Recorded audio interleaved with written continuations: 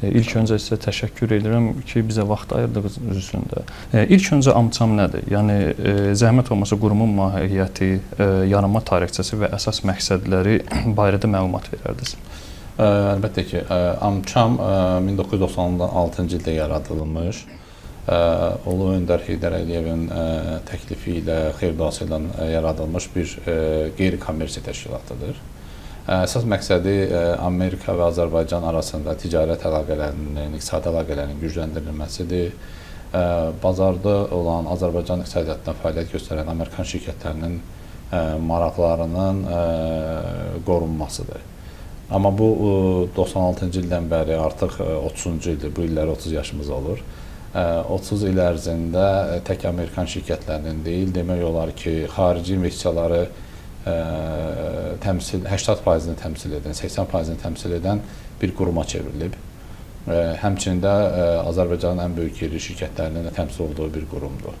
Və AmChamın hal-hazırda əsas məqsədi öz assosiasiya üzvlərinin maraqlarının qorunması, onların arasında əməkdaşlığın, bilik paylaşmasının təşviq edilməsindən ibarətdir. AmChamın ölkə üçün əhəmiyyəti nədən ibarətdir? Yəni sizcə palata biznes mühiti və iqtisadi inkişafı baxımından hansı rol oynayır? AmCham üzvləri üçün bir neçə resurslar da imkanı yaradır. Bunlar illik sorğulardır, sonra rüblü sorğulardır, bunlar illik əmək haqqı sorğularıdır. Yəni bunu deməyin məqsədi ondan ibarət ki, AmCham öz üzvlərinin inkişaf eləməsi üçün imkanlar da yaradır. AmChama üzv olan hər bir şirkət AmChamın resurslarından istifadə edərək aylıq görüşlər, illik görüşlər, rüblü görüşlərimiz olur bizim. Bu görüşlərin sayəsində bizneslərin inkişaf edilməsində rol oynayır. Və həmçinin də AmCham dövlətlə şirkətlər arasında dialoqun qurulmasına bir platforma rolunu oynayır. Bu platformanın müxtəlif formaları var. Bu bizim aylıq görüşlərə bizim dövləti təmsil edən məmurların, nazirlərin və digər məmurlarımızın dəvət olunması, açıq dialoqun qurulmasından tutmuş, position paper, mövqe sənədi kimi, sonra ağ sənəd kimi sənədlərin hazırlanıb dövlətlə dialoqun, açıq dialoqun qurulmasına töhfə verən işlərin görülməsindən ibarətdir həmçinin. Və əlbəttə ki, bunlar öz-özlüyündə şirkətlərin inkişaf olunması üçün, bizneslərinin artırılması üçün, biznesin inkişaf olunması üçün böyük imkanlar yaradır. Dediyim kimi, ilk olaraq bilik paylaşımlarına yol açırıq. Ölkəyə gələn böyük şirkətləri, investisiya eləmək istəyən böyük şirkətləri bizim palata tərəfindən təmsil olunması, bizim palatada özlərini təmsil etməsi, yerli şirkətlərin də onlardan yenilikləri öyrənməsi, onlarla işgüzar mühitin, münasibətlərinin qurulmasında köməklik göstərir biz qurum olaraq. Deyim ki, bizim palatanın 11 komitəsi var. Bunlar sənayələr üzrə bölünüblər. Bura vergidən tutmuş, gömrük, bankçılıq və digər sahələri əhatə edən komitələrdən ibarətdir. Və həmçinin də 3 işgüzar qrupumuz var ki, bu işgüzar qruplar da komitənin yaranmasından öncə qurulan ilkin etaplardır. Yəni işgüzar qrupu uğurlu olsa komitə formasına çevrilir. Və bu komitələr üzvlərimizin oxşar problemləri, oxşar maraqları üzərində toplaşıb müzakirələrin aparılmasına, hər hansı bir İngiliscə desək know-how-nun paylaşılmasına, birlikdə səslərinin eşidilməsinə mühüm rol oynayır. Palatanın ümumi fəaliyyəti necə qurulub? Yəni qərar vermə prosesləri hansı mexanizmə əsasında həyata keçirilir? AmCham Azərbaycanın qərar vermə sistemi, ümumiyyətlə işləmə sistemi çox pilləli bir sistemdən ibarətdir və uzun müddətli qurulmuş və uğurlu fəaliyyət göstərən bir çox pilləli sistemdir bu. Qərar vermələr adətən komitələrdə başlayır. Həmin komitələrdə mövzular müzakirə olunur, həmin mövzular üzərində fikir bölgüsü aparılır, müəyyən bir ortaq nəticəyə gəlinir. Komitələrdən sonraki məsələlər artıq idarə heyəti üzvlərinə çıxır. İdarə heyəti üzvləri tərəfindən müzakirə olunur və səs çoxluğu ilə, demokratik səs çoxluğu ilə bu qərar vermənin təsdiq olunmaması prosesi baş verir.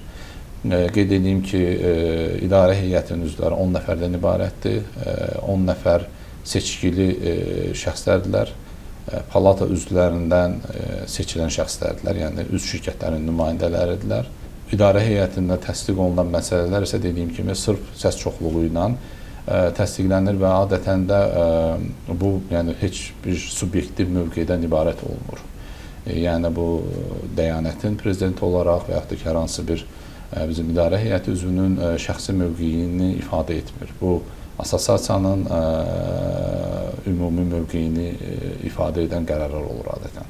Bəzən palata tərəfindən irəli sürülən təklifləri sizin şəxsi baxışınızdan fərqlənə bilər və ya marağınıza ziddiyyət təşkil edə bilərmi? Əlbəttə, əlbəttə və belə məsələlər də olur. Qeyd etdiyim kimi bizim qərarvermə prosesi, son qərarın təsdiqlənməsi idarə heyətində olur. İdarə heyətində 10 şirkəti təmsil edən 10 nəfər var. Hərənin bir biznes maraqları var, hər şirkətin özünün biznes maraqları var, hər şəxsin özünün subyektiv maraqları var. Amma qərar vermə səs çoxluğu ilə keçdiyi üçün burada əlbəttə ki, şəxsən dəyanətin və yaxud da dəyanətin təmsil etdiyi qurumun maraqlarından zidd qərarlar da verilə bilir. Və mənim bunları durdurmaq, bunlara mane olmaq kimi belə bir imkanım da yoxdur. Və bu da adətən AMÇAM-ın özünün gücünü, etibarlılığını, şəffaflığını göstərir. Bu səbəbdən biz üzvlərimiz arasında, bizim 270-ə yaxın üzvümüz var. 270 üzv arasında bu səbəbdən biz sevilirik, dəstəklənirik. Çünki bu qərar vermə prosesində bu kifayət qədər demokratik keçir və heç kimin şəxsi mövqeyini əks elətdirmir. Ümumi assosiasiya üzvlərinin dərdini, sərini, belə demək olarsa, təmsil edən bir mövqe çıxır ortaya. Bəs indiyənə kimi palata tərəfindən təqdim edilmiş təkliflər arasında uğurlu nəticə vermiş və ya bir neçə nümunəni bizimlə bölüşə bilərsiniz? Bizim, məsəl üçün, mən deyə bilərəm ki, 2005-ci ildən bəri biz ağ sənəd üzərində işləyirik. 2 ildən bir bu ağ sənəd çıxır ortaya. Ağ sənədin, məsəl üçün, hazırlanması özü bir il aparır. Yəni, 2025-ci il ağ sənədi 2025-ci ilin əvvəlindən sonuna qədər işlənmiş bir prosesdir.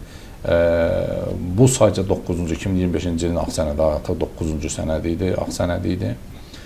Və məsəl üçün mən deyə bilərəm ki, 2023-cü ildə hazırlanmış ağ sənədin son 2 il ərzində təklif olunmuş təkliflərin 30%-i icra olunub.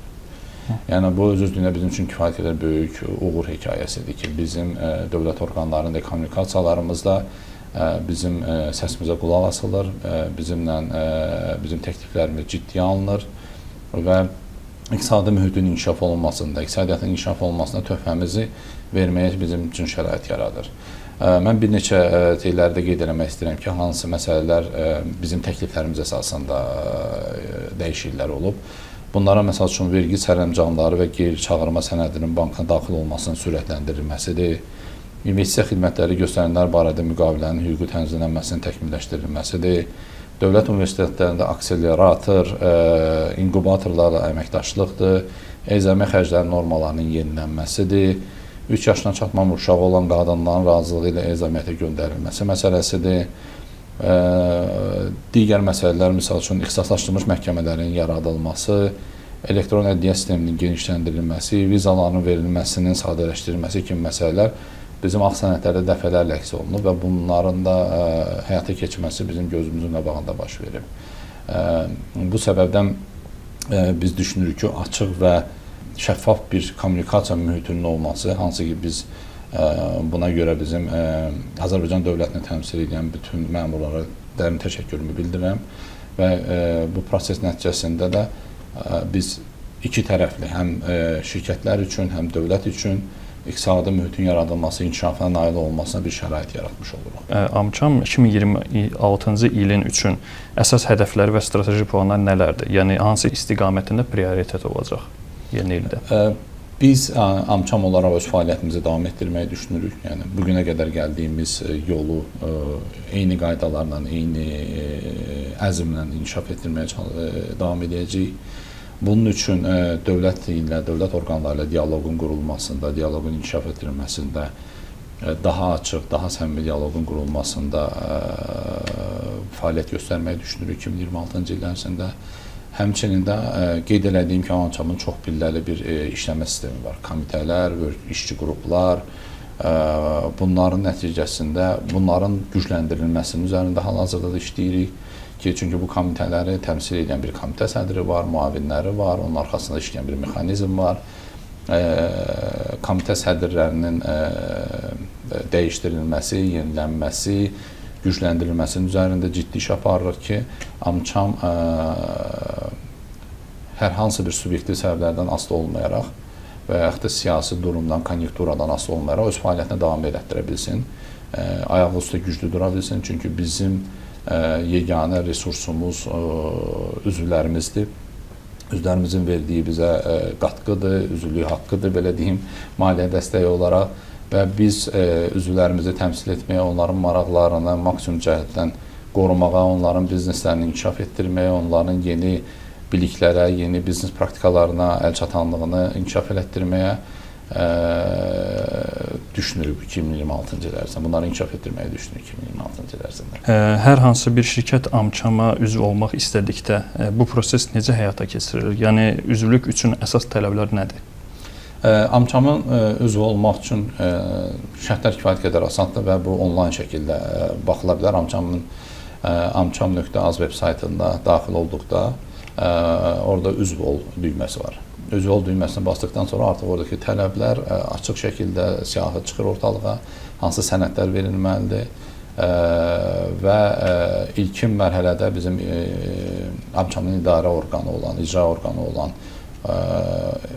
orqanında onlar nəzərdən keçirilir, sənədlər tamdırmı, məlumatlar tamdırmı və sonradan bu məlumatlar idarə heyətinə çıxırlar.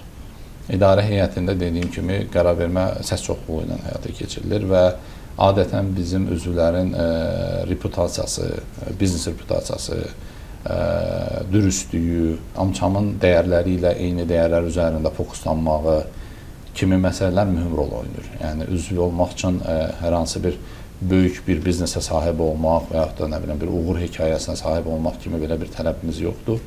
Tələbimiz Amçamın dəyərləri ilə oxşar dəyərlərin üzərində fokuslanmaqdır. Bu dəyərlər şəffaflıqdan ibarətdir, iqtisadi inkişafa töhfə verməkdən ibarətdir və qeyd etdiyim kimi dürüstlükdən ibarətdir. Çünki bizim Amçamın bazarda bir ciddi nüfuzu var, biznes nüfuzu var. Biz bu nüfuzun qorunmasının üzərində belə çox həssaslıqla yanaşırıq və üzvlərimizin də biznes nüfuzunun təmiz, ləkəsiz olmasının üzərində fokuslanırıq bu mövzularda. Sizə çox təşəkkür edirəm, vaxt ayırdınız bizə. Mən təşəkkür edirəm. Sağ olun, çox sağ olun. Siz sağ olun.